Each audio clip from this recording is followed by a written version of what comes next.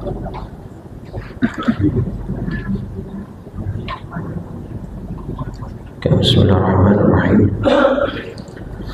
Ya Rabbi bil Mustafa balligh maqasidana waghfir lana ma madha lam yahtalim qatataha mutlaq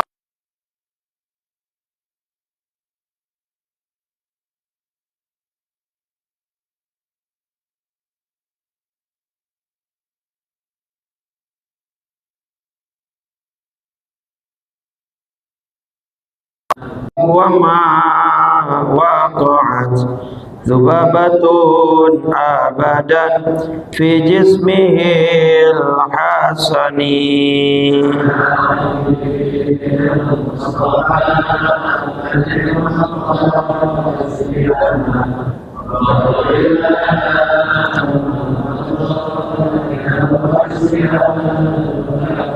Minhu dawabu falam tahrab wa ma wa lam yanam wal ainu qad yura dhilluhu fi syamsi dhu fatini. Ya Rabbi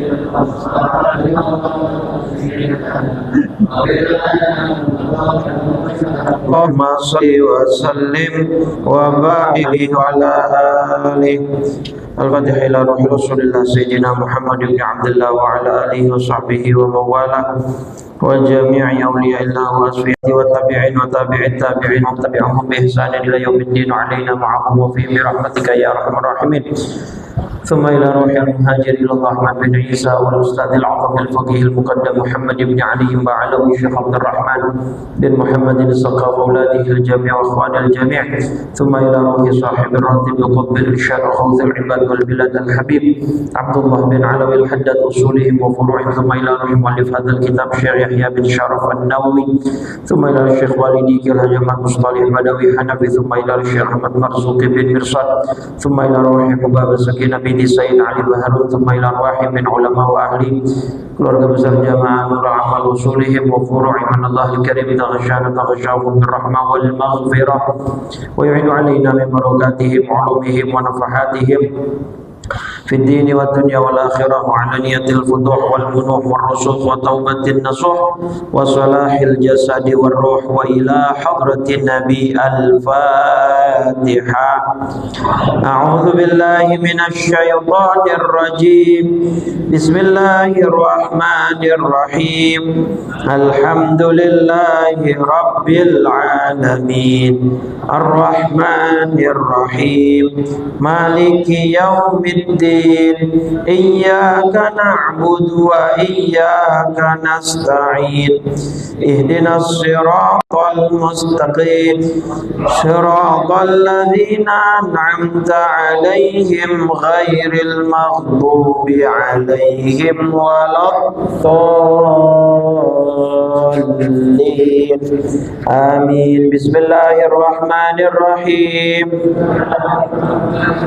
نويت التعلم والتعليم والتذكر والتذكير والنفع والانتفاع والإفادة والاستفادة والحث على التمسك بكتاب الله وبسنة رسول الله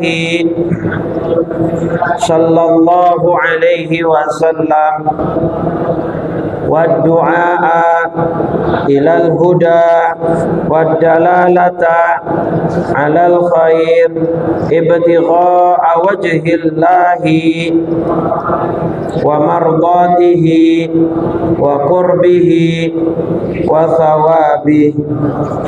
بسم الله الرحمن الرحيم. السلام عليكم ورحمة الله وبركاته. Alhamdulillah alladzi hadana li hadza wa ma kunna linahtadiya laula an hadanallah. Asyhadu an la ilaha illallah wahdahu la syarika lah wa asyhadu anna Muhammadan abduhu wa rasuluhu la nabiyya wa la rasula ba'dah.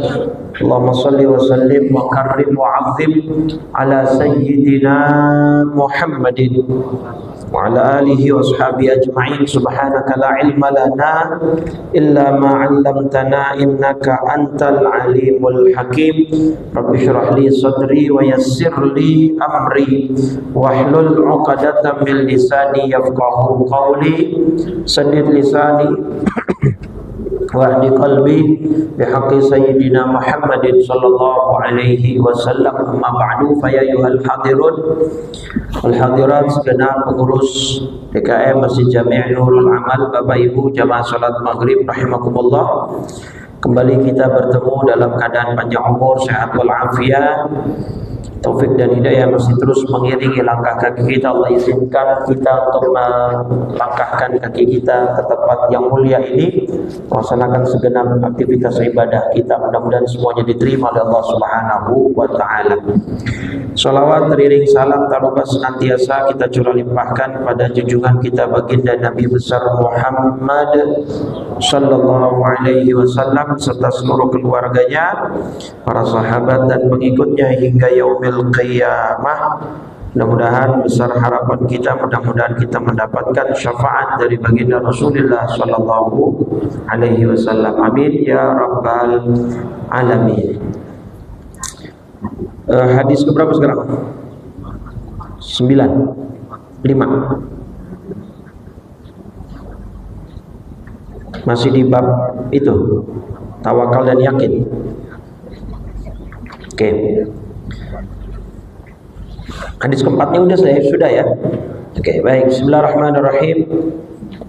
Qala Syekhul Mu'allif rahimahullah wa adaman naf'a bihi wa bi barakati ulumihi wa bikum fid dharain amin.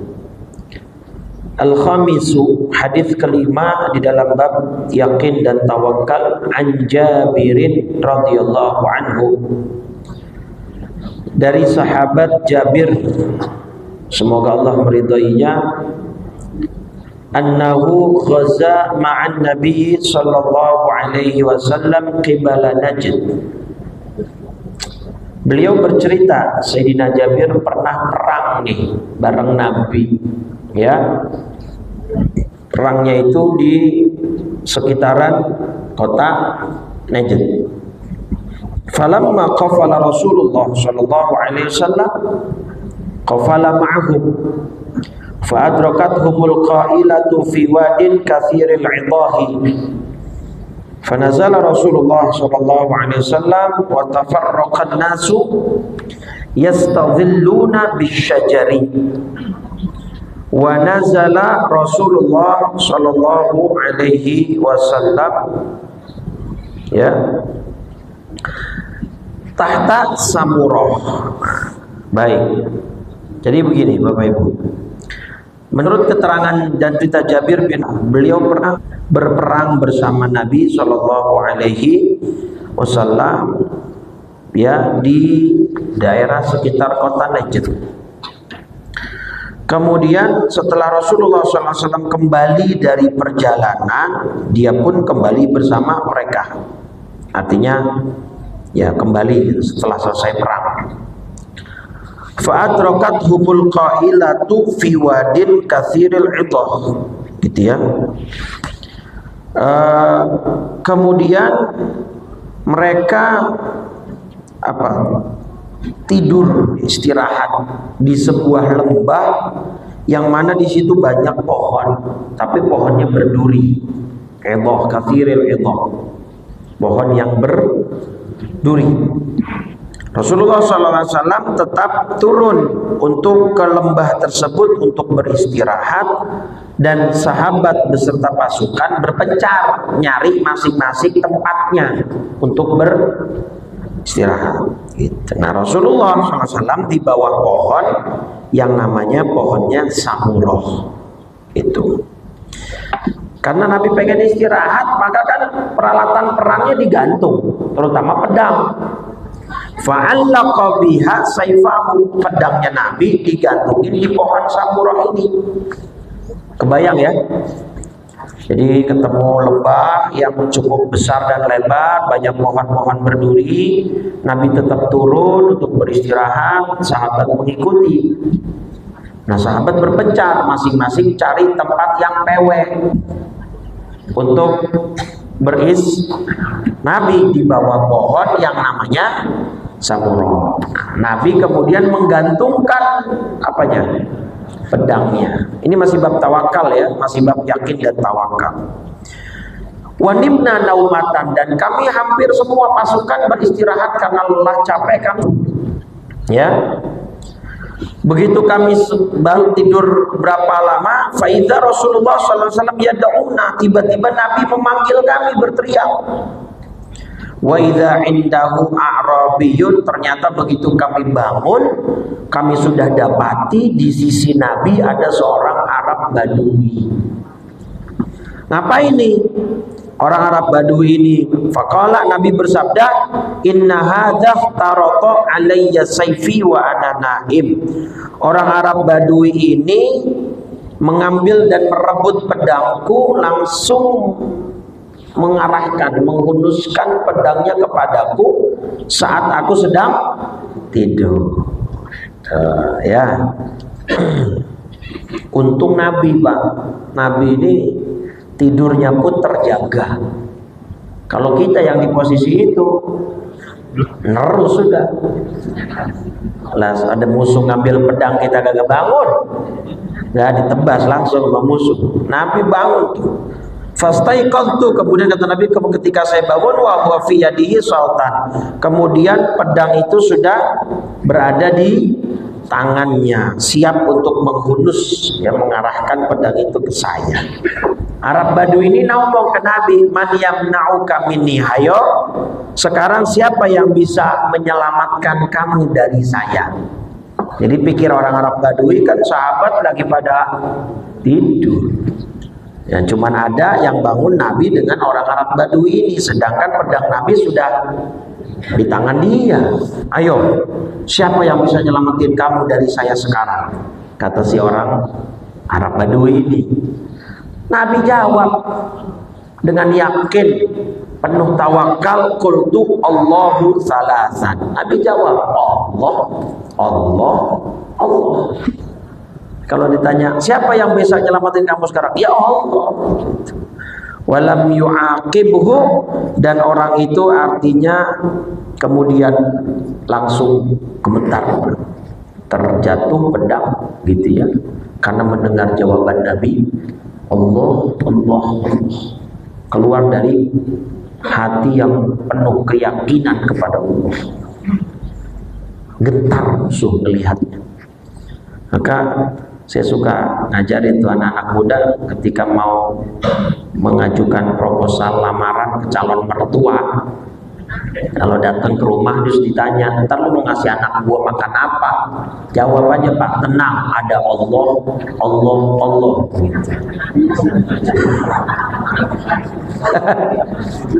Calon mertuanya dikemplang, Pak. Gua kayak ngajarin gua loh.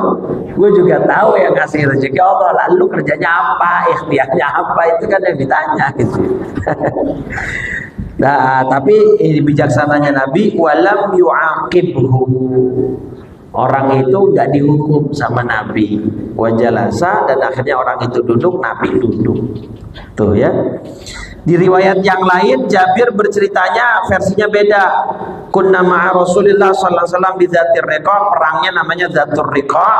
Fa idza ataina ala syajaratin dhalilatin taraknaha li Rasulillah. Kita cari pohon yang paling rindang. Pohon yang paling apa namanya? Ya paling rindang ya, yang paling sejuk teduh ya. Itu sengaja dipilihkan sahabat buat siapa?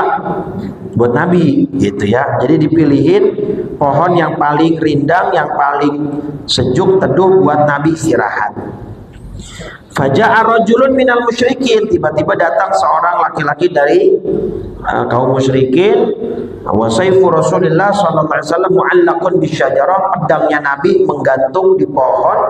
Fakhtaratahu, direbut sama orang musyrik ini. Kemudian takhafuni, ayo sekarang kamu takut gak sama saya? Jawab Nabi, la, enggak, saya gak takut. Faman yamna'uka minni, siapa yang sekarang bisa menyelamatkanmu dari saya? Kata Nabi, Allah.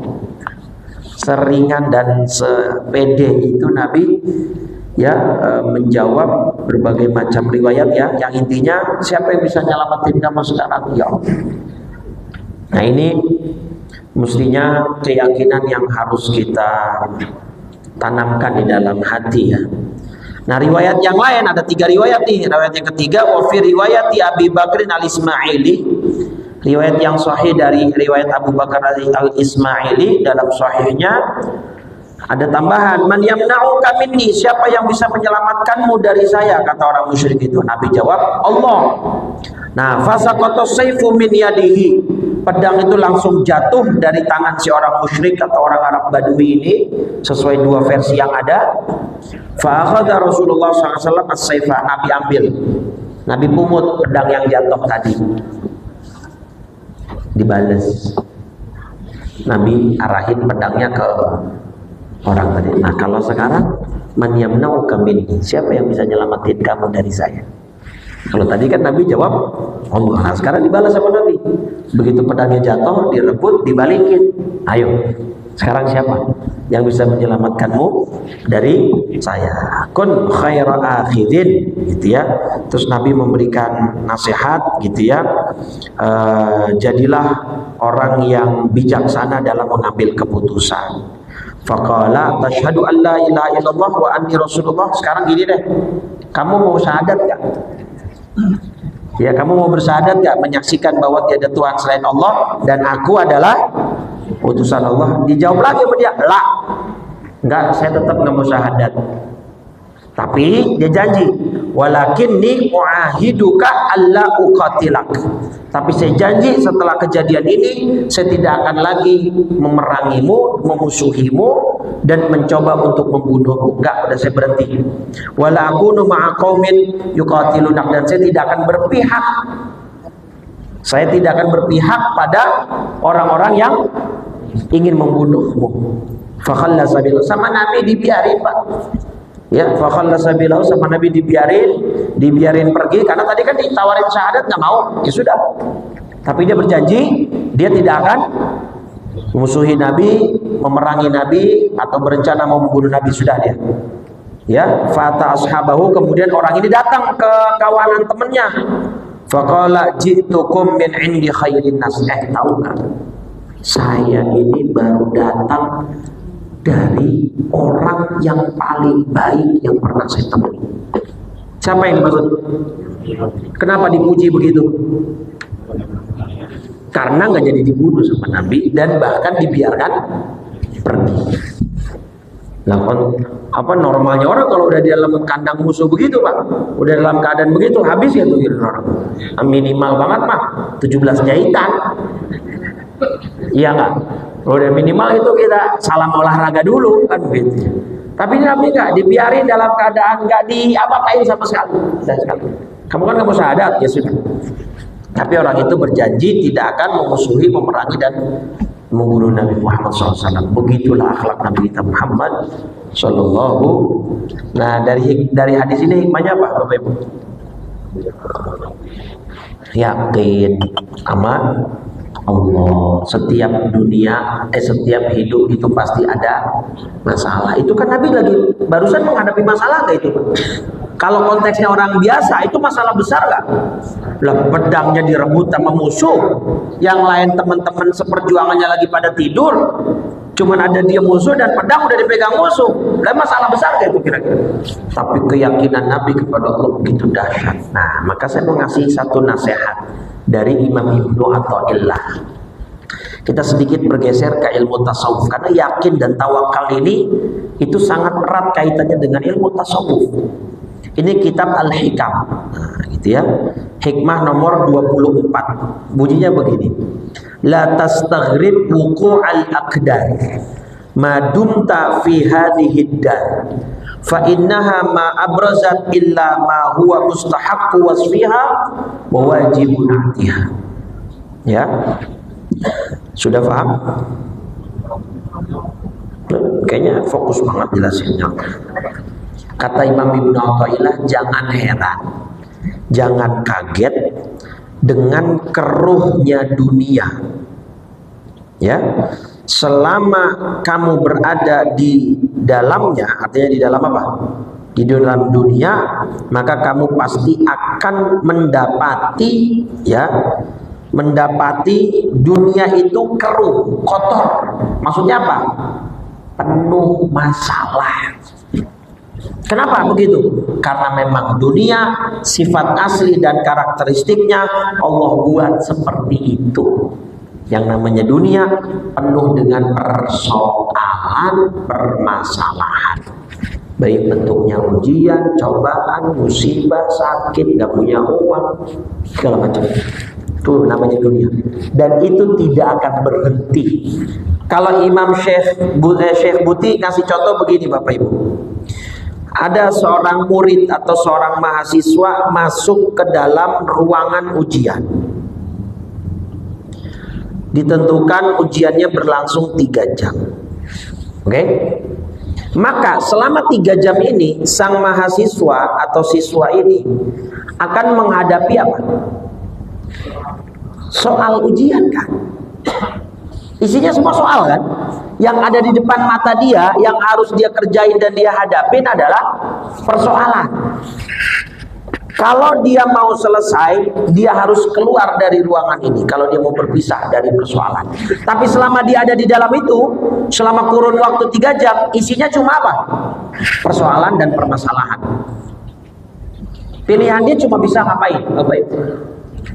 Jawab, ngejalanin, ya kan? Ngerjain. Pilihannya cuma 2. Keluar dari tempat ujian itu, dia lulus atau gagal. Betul kan?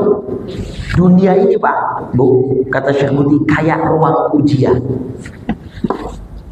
Kita gak akan selesai dari persoalan dan permasalahan hidup. Baru akan selesai persoalan dan permasalahan hidup kalau kita sudah keluar dari ruang ujian ini. Artinya kalau udah mati. Jadi kalau ada orang mau hidup gak punya masalah, silakan. Iya bener gak? Masalah gak akan selesai, akan selalu ada.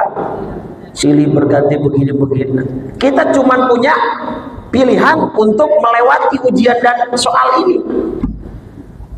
Makanya Allah bilang kan dalam surat Al-Ankabut, Bapak Ibu, jangan mengira hanya karena kalian beriman terus kalian akan lolos dari ujian. Ahasiban nasu ayyutraku ayyaqulu amanna wa hum la yuftanun. Apakah manusia mengira bahwa mereka akan dibiarkan hanya karena mereka mengatakan kami telah beriman terus mereka tidak diuji? Oh, nggak bisa. Semua manusia, bahkan termasuk Nabi kita Muhammad SAW, hidupnya penuh perjuangan. Baru lahir sudah yatim, ya kan? Kisah sama ibunya, masuk usia 5 tahun, baru dapat 1 tahun sama ibunya, ibunya meninggal, pindah ke pengasuhan kakeknya Abdul Muttalib. Baru dapat berapa tahun? 8 tahun Nabi, kakeknya perjuangan. Begitu udah gede, dimusuhin sama rakyatnya sendiri, sama kaumnya sendiri, bahkan sama keluarganya sendiri. Sampai-sampai beliau harus pindah kota alias berjuang gak tuh? Cuma. Nah, dunia tuh begitu karakteristiknya. Kalau Anda mau nikmat yang tidak melalui proses, itu tempatnya di mana? Di surga. Contohnya surat 76, surat Al-Insan ayat 14 nih. Wadaniyatan alaihim zilaluha wa dhullilat qutufuha tadlila. Dan naungan pepohonan dekat di atas mereka dan bahkan dimudahkan semudah-mudahnya mereka untuk memetik buahnya. Jadi di sorga Bapak Ibu sambil berdiri metik buah sampai, sambil duduk mau buah apa tinggal metik nyampe, sambil rebahan, sambil leha-leha, santai-santai mau buah apa tinggal metik nyampe. Itu dahan, itu ranting yang nyamperin Bapak Ibu. Tuh kalau di surga. Tapi kalau di dunia kita mau pohon, kita mau buah, manjat. Kalau ada tangganya, kalau nggak ada tangganya kita naik, belum kena ulat bulu, belum kena semut rang-rang, ya nggak? Begitu kita udah nyampe atas, Allah makin banyak tuh ulat bulu semut terang, kita berusaha semaksimal mungkin kita petikin atu-atu. Begitu udah nyampe di bawah, kita udah dapat buah banyak, dikejar sama yang punya. Kagak tahu jadi nyolong bocah. La haula wala quwwata illa billah. Nah, jadi nggak ada Bapak Ibu, kenikmatan hakiki di dunia tidak ada. Kenikmatan yang hakiki hanya ada di mana? Nah, karena memang dunia sudah karakteristik aslinya, sifat aslinya, wujud aslinya dunia itu adalah tempat di mana kita ditempa berbagai macam ujian dan musibah. Dan nggak usah nyala-nyalahin bulan nih, kan itu udah masuk bulan Safar nih Bapak Ibu. Antar biasanya rame ada namanya Rebo Wekasa. Pernah dengar? Rebo Wekasa. Apa itu Rebo Wekasa? Rebo, hari Rebo biasa yang ada di akhir bulan Safar. Ini kan kita udah tanggal berapa Safar nih? Tanggal 11 ya. Nah, jadi udah dibantah sama Nabi Bapak Ibu, la tayra wala safara wala hammata. Tidak ada itu yang namanya bulan sial, bulan Safar. Ini kaitannya nanti memang orang-orang Arab jahiliyah itu dulu selalu mengaitkan katanya bulan Safar itu bulan apa? Nih, bulan sial. Nabi bantah di hadis Bukhari nomor 5717, la adwa wala safara, tidak ada penyakit menular, tidak ada safar, artinya tidak ada kesialan di bulan. Tapi Ustaz, katanya ada riwayat yang menunjukkan para auliyanya Allah ini mukasyafah, melihat bahwa di Rebo terakhir bulan Safar itu bala dan musibah turun. Pertama itu mukasyafah, bukan ayat Quran, bukan hadis. Kita tidak menolak konsep mukasyafah, Pak Bu. Mukasyafah itu ada. Allah bisa saja memberikan kemuliaan kepada orang-orang pilihannya dengan bentuk apapun, termasuk mukasyafah itu melihat hal-hal yang tidak bisa dilihat oleh orang biasa. Ya, itu kita tidak menolak konsepnya, tapi untuk menjadikan dasar ini kemudian kita takut menganggap bahwa bulan ini bulan sial, nggak boleh. Ya, intinya kita harus yakin kalau memang sesuatu sudah ditakdirkan oleh Allah, kejadiannya baik ataupun kejadiannya buruk, kalau memang sudah jadwalnya pasti terjadi. Kalau memang tidak dikehendaki Allah, tidak mungkin terjadi. Bahkan Allah tuh sampai tersinggung Bapak Ibu sama manusia. Kenapa manusia? Kok Allah bisa tersinggung? Karena manusia ini mencaci maki waktu. Nih Bu, hadis Bukhari nomor 4826. Apa kata Nabi? Kalau Rasulullah SAW, Nabi bersabda, kalau Allah Azza wa Jalla, Allah berfirman, yu'zini ibnu Adam. Ini hadis Bukhari nomor 4826. Kata Nabi, Allah berfirman. Berarti hadisnya hadis apa nih? Kalau ada kata-kata kalau Allah berfirman, berarti hadisnya qudsi. Allah langsung. Yu'zini ibnu Adam. Anak Adam telah menyinggung saya, telah menyakiti saya, kata Allah. Kenapa? Ya subuh dahro, karena dia mencaci maki suatu maksa, suatu hari atau suatu bulan. Kalau hari ini sial, bulan ini sial, malam ini sial, Jumat Kliwon, begini-begini. Yang dicaci maki, yang disalahin apanya? Waktunya. Itu Allah nggak suka. Kenapa? Kata Allah, wa ana dahru, karena sayalah penguasa waktu itu. Kalau ada manusia menghina waktu, berarti dia sama menghina aku, kata Allah. Dia lupa. Gak ada tuh istilah hari sial, bulan sial, apa begini segala macam. Wiyadiyal amru, ditegasin lagi sama Allah di hadis Bukhari ini. Segala urusan di alam semesta ini di tanganku, kata Allah. Jadi mau terjadi sesuatu atau enggak, mau di bulan apapun itu terserah siapa. Udahlah agamanya, usah pakai mikir, udah pakai ngitung-ngitung lagi dia. Udah kalau udah begitu udah cakep, dua-duanya cocok, kalau cocok bismillah. Daripada ntar ujung-ujungnya pakai hitungan malah jadi ragu-ragu. Ini menurut hitungan kagak cocok ini Pak Ustadz begini. Udah, ini salah satu hadisnya. Bukan Islam tidak menerima tradisi, Islam menerima tradisi. Tetapi ya kalau sudah bertentangan dengan dengan syariat ya bisa dikesampingkan lah. Kita tidak menghilangkan tradisi tapi dikesampingkan. Yang menjadi panutan adalah Quran dan hadis Nabi. Itu jadi data penunjang aja gitu ya. Jadi jangan nyalain hari, memang hari ini hari sial Bos. Makanya saya nggak mau keluar rumah. Di dalam rumahnya makan keselak. Ayo dah. Kalau emang udah Allah takdirin, mana aja pasti jadi gitu loh Pak. Itu yang paling udah, itu akidah, karena bisa mencacatkan akidah itu Pak. Kalau dia meyakini hari sial, bulan sial, berarti dia bilang ada hari atau bulan yang bisa berdampak di luar kehendak Allah. Nah itu bahayanya. Padahal kita yakin semuanya tidak mungkin terjadi kecuali kehendak Allah, kan begitu ya. Itu intinya sih ke sana sebenarnya ya. Jadi kalau mau pakai tradisi-tradisi semacam itu ya jadikan penunjang aja, data pelengkap gitu ya, bukan jadikan tujuan preferensi utama gitu ya. Baik, udah Bapak Ibu, selebihnya kita tawakal kepada Allah. Ini kan kita bahas tawakal, belum sembuh datang lagi masalah. Apa misalkan token bunyi, masalah bukan itu Pak? Lo masalah kalau nggak punya duit itu. Token udah dapat duitnya buat beli token, masya Allah mau masak gas habis. Masalah lagi kamu itu? Salah, ya Allah. Begitu nyuruh anak, ya Allah disuruh susah banget, HP aja dipegang. Kita minta tolong, nah beli dulu gasnya, mama mau masak. Antar dulu mak, masalah gitu. Masalah. Tuh. Begitu laki pulang kerja, ya Allah nambah lagi masalah kita.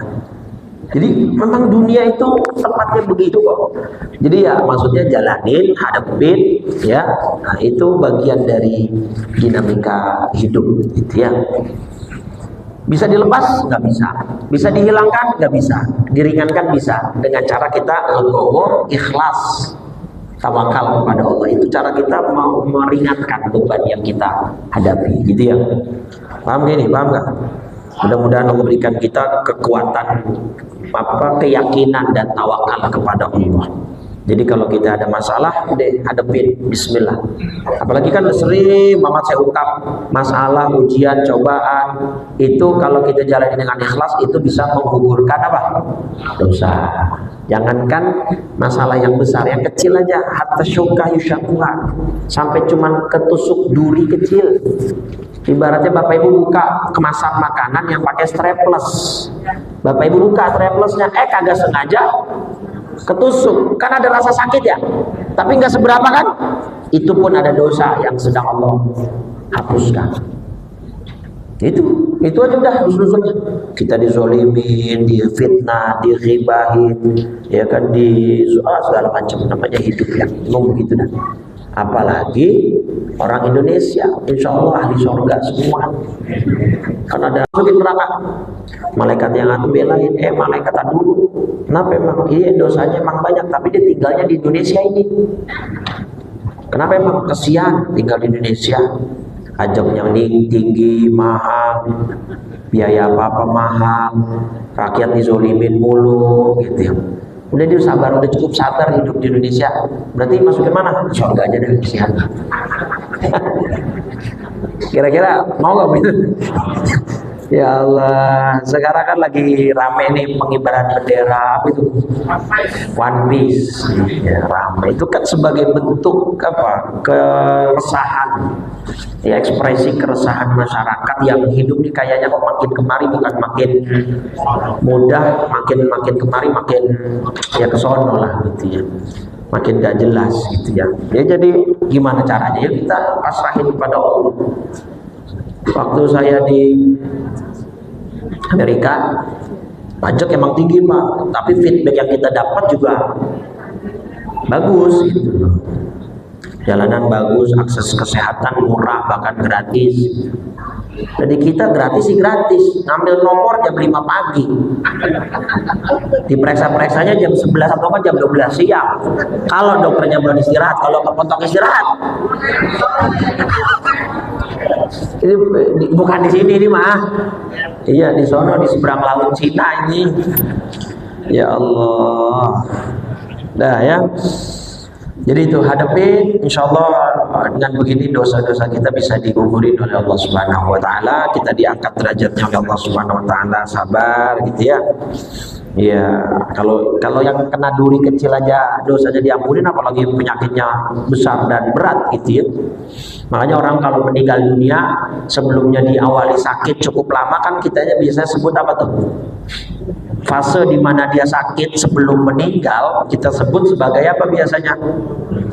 Penggugur dosa. Betul itu Bapak Ibu. Bahkan kan ketika turun surat An-Nisa surat 4 ayat 123. Nih, mayya'mal su'ayyujzabih. Siapa yang mengerjakan kejahatan niscaya akan dibalas sesuai dengan kejahatan itu. Begitu ayat ini turun, Abu Bakar menghadap ke Nabi. Ini benar nih ya Rasul. Setiap orang beriman ketika punya salah, punya kejahatan, dia langsung dibalas di dunia. Iya. Loh kok begitu berarti Allah jahat? Enggak, terbalik, justru Allah sayang. Hatta idza talaqullaha rabbakum laysat lakum dzunub. Itu supaya ketika kalian nanti meninggal dunia, kalian berjumpa dengan Allah, kalian sudah tidak punya dosa. Karena dosanya sudah dihapus oleh Allah Subhanahu wa taala. Makanya kita sebut itu orang yang sakit sebagai penggugur dosa. Tapi kalau sekarang Bapak masih ada saudara keluarga lagi sakit, lama di rumah sakit, jangan ngomong gitu. Jenguk di rumah sakit, gue liatnya lu sakit lama amat, dosa lu banyak kali ya. Kurang ajar, jangan ya. Itu biarin dia introspeksi, dia yang evaluasi gitu ya.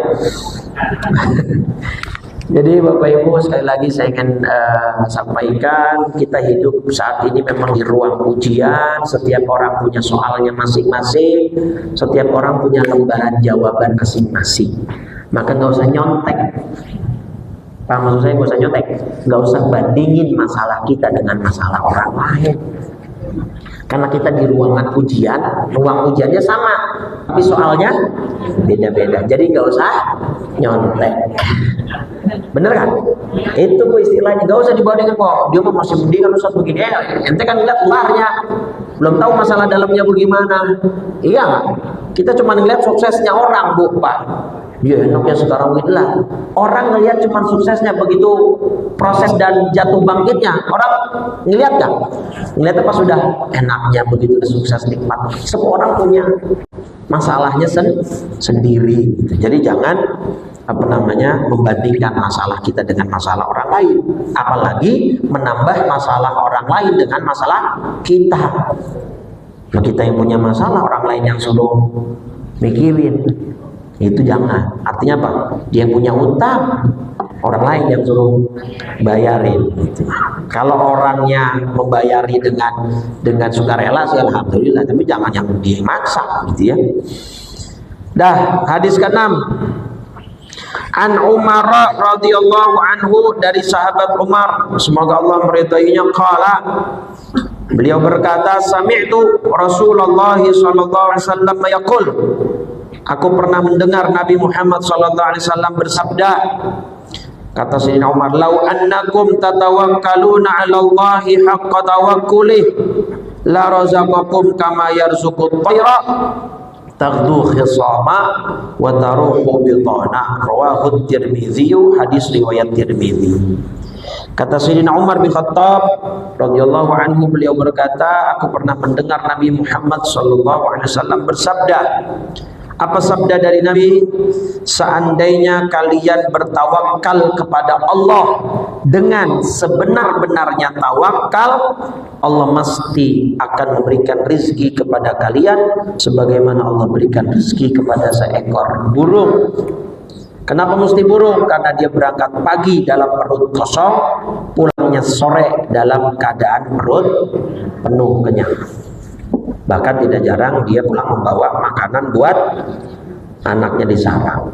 ya, itu menjadi sebuah ilustrasi yang sempurna. Artinya jalankan tugasmu, kerjakan apa yang menjadi kewajibanmu, sisanya tawakallah kepada Allah. Kan saya contohin tuh Nabi ketika hijrah ya, berangkatnya malam, nyuruh Sayyidina Ali menggantikan posisi beliau di mana? Di tempat tidur, menyewa jasa apa? Penunjuk jalan, kayak. Kemudian istirahatnya di mana?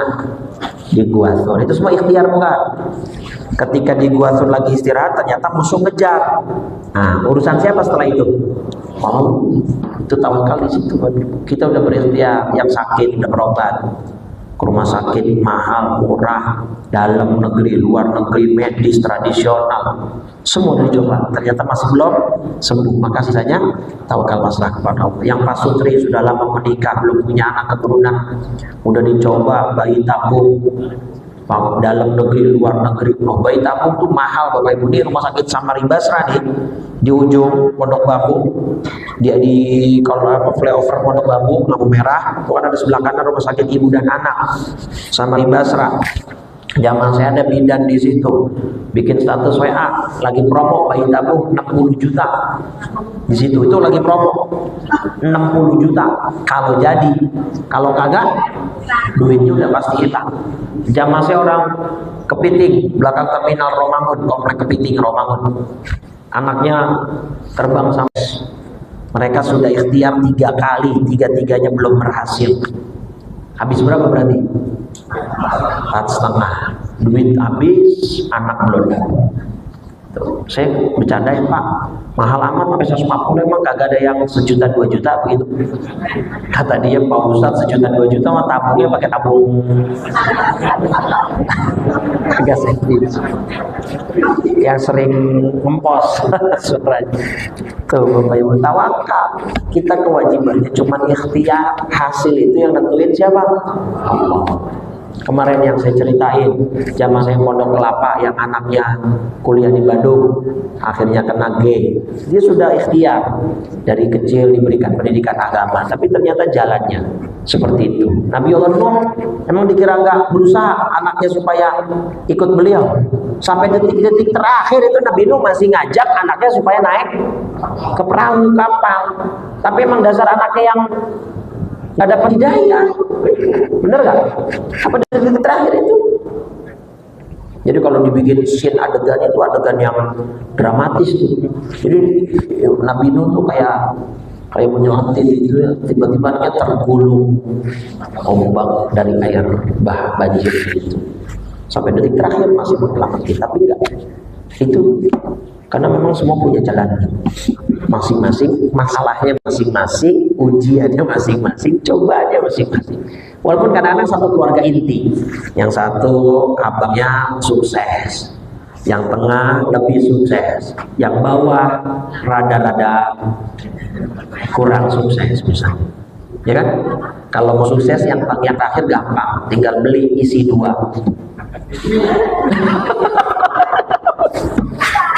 Iya, ada kan ya? Iya, biar sukses beli yang isi 2, mie sukses namanya ya. Nyambung. Gitu. Jadi masalahnya yang ini ekonomi. Tapi misalkan tadi yang sukses ternyata mohon maaf anaknya bermasalah. Yang ini tiba-tiba penyakitan, ada lagi masalah. Semua masalah masing-masing Bapak Ibu. Jangan dikomparasikan. Kita tinggal menjalaninya dengan sabar, tawakal. Insya Allah semuanya bisa lulus dan kita bisa bertemu lagi masing-masing nanti di surganya Allah. Amin ya Rabbal. Dah catat tuh sampai hadis ke-7 berarti besok ya. Dicatat, diingetin saya. Kan ini ada 4 masjid saya yang baca Riyadhus Shalihin. Dah. Bismillahirrahmanirrahim. Assalamualaikum ya Rasulullah. Assalamualaikum ya Aba Fatimah. Assalamualaikum ya Jaddal Hasan. Assalamualaikum ya Jaddal Husain. Assalamualaikum ya Jadda Zainab. Assalamu alayki ya Sayyidah Fatimah binta Rasulillah. Assalamu alayki ya Ummal Hasan. Assalamu alayki ya Ummal Husain. Assalamu alayki ya Umma Zainab. Assalamu alayki ya Ummal Mu'minin. Ya Sayyidah Khadijah binta Khuwailid. Assalamu alayki ya Umma Fatimah. Assalamu alayki ya Umma Rasulillah. Ya Sayyidah Aminah binta Wahbin. Assalamu alayka ya Amiral Mu'minin. Ya Ali bin Abi Talib. Assalamu alayka ya Abul Hasan. Assalamu alayka ya Abul Husain. Assalamu alayka ya Aba Zainab. Assalamu alaikum ya ummata Muhammad fi masyariqil ardi wa magharibiha, al-ahya'i minkum wal amwat, wa rahmatullahi wa barakatuh. Afdalu ma qultuhu ana wan nabiyyuna min qabli, la ilaha illallah, la ilaha illallah, Muhammadur Rasulullah sallallahu alaihi wasallam. Kalimatu haqqin 'alaiha nahya wa 'alaiha namut wa biha nub'atsu insyaallah ta'ala minal aminin. Alhamdulillah rabbil alamin, hamdan na'imin, hamdan syakirin, hamdan yuafi ni'amahu wa yukafi'u mazidah. Ya rabbana alhamdu lakal mulku wa lakal syukru kama yanbaghi li jalali wajhikal karim wa 'azimi sultanik. Allahumma shalli ala sayyidina Muhammadin wa ala alihi washabihi ajma'in. Allahumma inna nas'aluka al-huda wat tuqa wal 'afafa wal ghina. Allahumma ati nufusana taqwaha wa zakkiha anta khairu man zakkaha anta waliyuha wa maulaha bi rahmatika ya arhamar rahimin. Ya muqallibal qulub tsabbit qulubana wa quluba auladina wa banatina wa ahli baitina ala dinika wa ta'atik. Ya muhawwilal hawli wal ahwal hawwil ahwalana ila ahsanil hal. Allahumma ahsin aqibatana fil umuri kulliha wa ajirna min khizyid dunya wa adzabil akhirah. Rabbana atina fid dunya hasanah wa fil akhirati hasanah wa qina adzaban nar. Wa sallallahu ala sayyidina Muhammadin wa ala alihi wa sahbihi wa sallam. Walhamdulillahi rabbil alamin. Subhanakallahumma wa bihamdika asyhadu an la ilaha illa anta astaghfiruka wa atubu ilaik. Assalamualaikum warahmatullahi wabarakatuh.